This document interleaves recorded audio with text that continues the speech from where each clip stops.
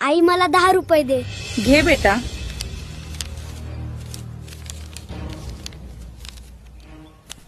एक दिवस त्याच्या वडिलांनी हे पाहिले आणि विचार केला, हे असेच चालू राहिल्यास आपला मुलगा बिघडेल. उद्यापासून तू स्वतः कमवलेले 10 रुपये मला आणून देणार. मुलाला समजले नाही. त्याने आईकडून 10 रुपये घेतले आणि वडिलांना दिले. आता ते रुपये बाजूच्या जुन्या विहिरीत फेकून दे.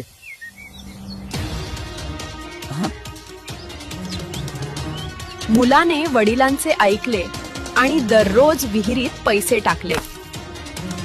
दिवस गेले आणि एका सकाळी आई म्हणाली, बेटा, माझ्याकडे पैसे शिल्लक नाहीत. आज तू स्वतःच कमवले पाहिजे. वडिलांचा नियम कडक होता. त्यांना रोज 10 रुपये हवे होते. मुलाने काम करून ते मिळवण्याचा निर्णय घेतला.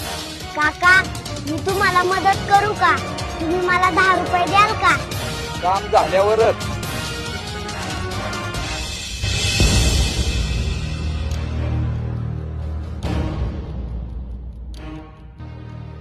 घराकडे परतताना त्याने वडापाव, चहा आणि मिठाईची दुकाने पाहिली, पण त्याने 1 रुपयाही खर्च केला नाही.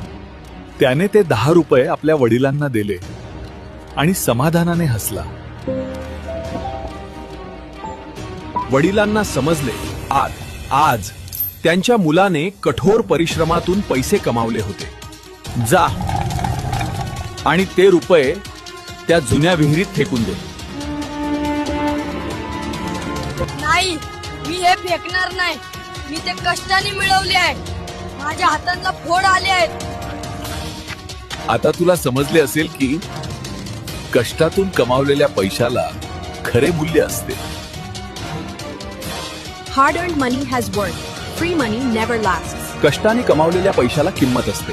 फुकट मिळालेले पैसे कधीच टिकत नाही.